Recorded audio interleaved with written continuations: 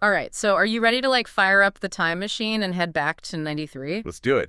Because we are taking a deep dive today into the Goo Goo Dolls album, Superstar Car Wash. Hmm. And, everyone loves this album, but we're going way beyond just the hits today. Oh, yeah, we're going to get into some, like, seriously deep cuts in trivia today. Oh, yeah, this is going to be some serious Goo Goo spelunking. Get ready. I love it. And it's the perfect album to do that with because, Yeah. like you said, 1993, huge year for the band. Mhm. I mean, John Rzeznik had just gotten married. Their sound was kind of changing. They were on the edge of, like, breaking into the mainstream. Yeah. This album really captures, like, all of that and, like, shoves it into one record. It really does. And you're right to say that there's so much change swirling around them at this time. And speaking of change, we have to talk about the song on this record that I feel like still throws people off to this day. And that is We Are the Normal, Oh, yeah. written by Paul Westerberg of The Replacements. Yeah.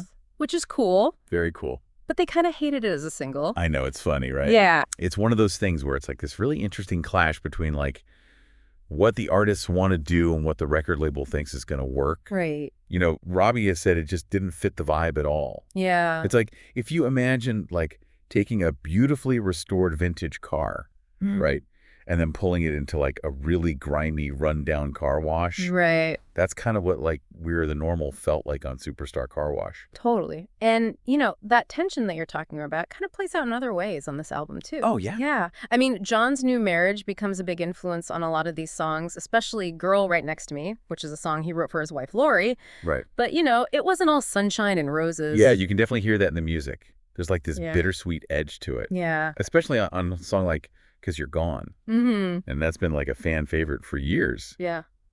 But what most people don't realize is that they were playing that song live as early as 1990.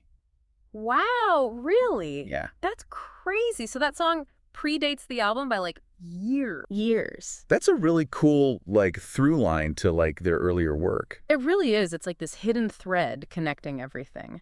And it shows you, like, how personal John's songwriting was. It's not just like happy-go-lucky love songs. Right. Like, there's some real depth and complexity to it. Totally. And speaking of, like, hidden threads and things like that, Yeah. let's talk about these demo sessions that lead to While Back. Oh, yeah. Marvelous Sauce as a working title. It makes you wonder if they were going for a totally different vibe initially. Like, was this going to be, like, a completely different album? It really does. It's like we got sent into an alternate universe where, like, Superstar Car Wash has, like, a totally different energy to it. And I think it just makes you appreciate all those choices that they had to make in order to get to the final product. It's like those director's cut movies Yeah. where you get to peek behind the curtain a little bit and you're like, oh, wow, that could have been interesting. Yeah. And speaking of, like, alternate versions and different versions of things, So Far Away almost had a completely different life on this record. Really? It was originally called Dancing in Your Blood, Oh, wow. and it was much more hardcore. Are you serious? Yeah. It's wild how much a song can change during that process. It really is. Like, it reminds you that they don't just, like, appear fully formed, Like, there's all this experimentation and refinement that happens behind the scenes. Absolutely.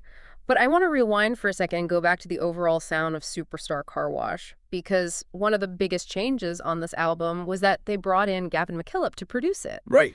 And this was a big shift from working with John Petrie, who had produced their earlier stuff. Yeah, and I think that decision had a huge impact on the direction of this album because McKillop really pushed for a more polished sound, Yeah. especially when it came to the vocals.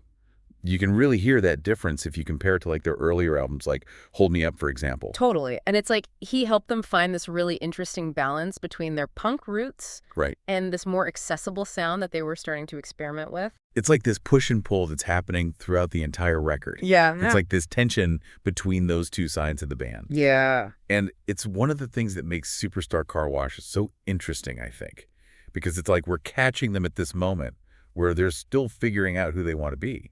It's like they were trying to walk this tightrope between their old sound and where they were headed next. And they didn't always, like, stick the landing. Right. Like, remember those songs? So The Story Goes and Waiting on a Dream? Oh, yeah? They almost made the cut for this album. I know. And Waiting on a Dream even featured Lance Diamond, which is crazy to think about. Talk about a Buffalo music legend. Like, imagine trying to sneak a horn section onto a Goo Goo Dolls record. I know, right? It would have been interesting, to say the least. I would have loved to hear it. And then, so The Story Goes had this really driving almost Celtic punk energy to it. Yeah. It makes you wonder, were they trying to like deliberately move away from that sound, or did it just not fit with like the rest of Superstar Car Wash? Right? It's like, were they trying to just shed that old skin? Yeah. Or was it just like, this doesn't really work here? It's so interesting. It really speaks to like how much thought they were putting into the album as a whole. It really does. It's Yeah. like they weren't just throwing songs on there. They were trying to craft an experience. Totally. Yeah. And part of that experience was tapping into some of the more like vulnerable emotional stuff. Yeah. Like you think about a song like On the Lie. Yeah. And John has actually said that song was inspired by like both an Irving Berlin tune, which is crazy, Wow. and his struggles with alcoholism. Wow. Talk about unexpected influences. It really adds like this whole other layer to the record. It does. Like on the surface, you've got these really catchy rock anthems. Yeah. But underneath, there's this like real honesty and vulnerability. Totally. And I think that's what really connected with people. Absolutely. And you can feel that vulnerability in so many of these lyrics. Speaking of which, did you know that, because You're Gone Girl right next to me and Close Your Eyes, were already being played live by the band in 1991? Get out of here. Yeah, years before Superstar Car Wash even came out. That is wild. That's so cool. It's crazy. It really is like a secret window into their process. It really is. Like they're out there playing these songs, getting feedback from the fans, Yeah. refining them before they even see the inside of a recording studio. And it just shows you how much a band's sound can evolve, Yeah. even in what seems like a pretty short amount of time. I mean, Yeah. think about how different those early live versions must have sounded Right. compared to what we know from Superstar Car Wash. Right. It's pretty awesome. And speaking of those early versions, they even considered doing a Police cover for the album. No way. I Are you was- serious? Next to You? Shut up. Can you imagine? I would love to hear that. A Goo Goo Dolls Police cover. That's amazing. It's crazy to think about. It makes you wonder what else is out there. Right. Like, what other surprises are on those demo tapes? What if there's a whole album of 80s covers? Don't do that to me. Don't give me hope. I know. A guy can dream, right? I know, it's crazy. But even though we don't have those recordings, those almost covers and those demos, they really do paint a picture of what they were going through creatively at that time. They do. Like they were clearly open to trying anything Right. and exploring all these different paths. Yeah. And I think that makes the final product even more interesting. Totally. Because even though we'll never get to hear them, those other paths are still part of the journey. It really makes you appreciate the artistry so much more. It does. Because it wasn't just like, let's go make a record, you know? Yes. Yep. It was about capturing a specific moment. Totally. And speaking of capturing a moment, there's something really powerful about the fact that Superstar Car Wash, the title itself, came from a real place in their lives. It's so true, that car wash in Buffalo that they always used to drive past. Yeah. It wasn't like this glamorous landmark. It was Right. just part of their everyday. Totally. And yet they chose that as the title for like this career-defining record. Yeah. It's like they were saying, hey, this is who we are. Yeah. We're just three guys from Buffalo, Yeah. and this is our story. You can feel it. There's a real authenticity there that I think is really cool. Totally. Yeah. And it speaks to like how universal music is. Yeah. Because like we all have those places. Yes. Those everyday things that mean something to us. Absolutely. And for the Goo Goo Dolls, Superstar Car Wash was that. It's such a good reminder that inspiration can come from anywhere. Totally. And like sometimes the most ordinary details can make a story extraordinary. Absolutely. Right. And speaking of extraordinary details, Mm-hmm. there's this little fact about the Superstar Car Wash CD that I bet most fans don't know about. Really? I'm intrigued. Tell me more. So there's this tiny little maple leaf hidden somewhere in the design of the CD. No way. Really? I've literally never noticed that. See, most people don't. It's like one of those little Easter eggs, you know? Right. Like if you're really paying attention, you get the reward. Mm. But like, what's the meaning behind it? Right. Is it like some deep connection to the recording process, or was it just like a random design choice? Who knows? Right. But it makes you think, doesn't it?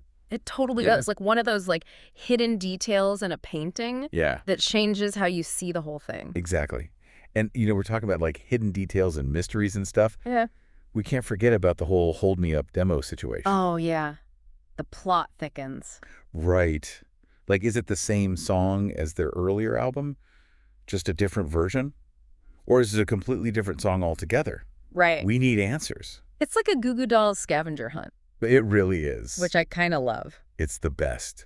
It's Yeah. like that kind of stuff that keeps fans coming back for more, you know?